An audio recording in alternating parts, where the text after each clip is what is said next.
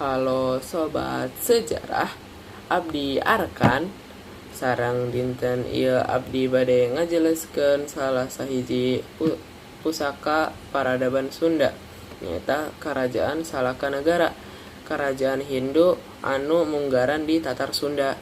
Karajaan ieu diadekeun ku Prabu Dewawarman hiji kira-kira tahun 130 Masehi. Pusarna di Pandeglang, Banten. Kalayan pelabuhan penting di Muara Cibanten.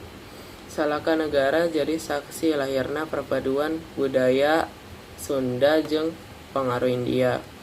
Sejarah Salakanegara dimimitan nalika Dewawarman saurang pengawal kapal dagang ti India nikah jeung Dewi Pohasi Larasati, putri Aki Tirem pamimpin lokal.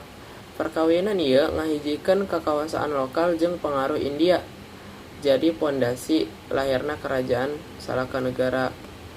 Dina puncakna wilayah Salakanegara ngawengkuh Lampung Kidul, Banten Kidul, Sukabumi Kulon. Kerajaan kungsi ngalaman pemberontakan serangan ti luar, konflik keluarga, tapi ku diplomasi jeung kekuatan militer Prabu Dewawarman sanggup ngajaga stabilitas jeung perdamaian. Oke, lanjut. Masyarakat hirup kalayan hierarki sosial. Bangsawan anu make mahkota jeung kain sutra. Rahayat biasa ya kan make sarung kapas jeung iket sirah. Sedangkan alat perangna kujang, panah, jeung pedang India.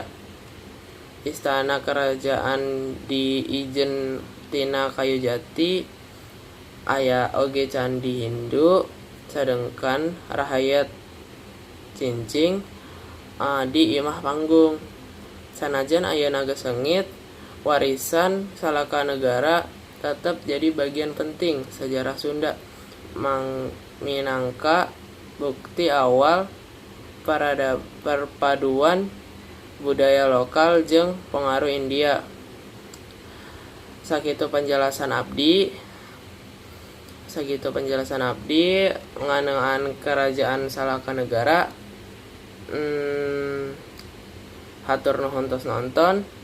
Mugia tiasa nambah pengaruh nganeuan sejarah Sunda. Hatur nuhun.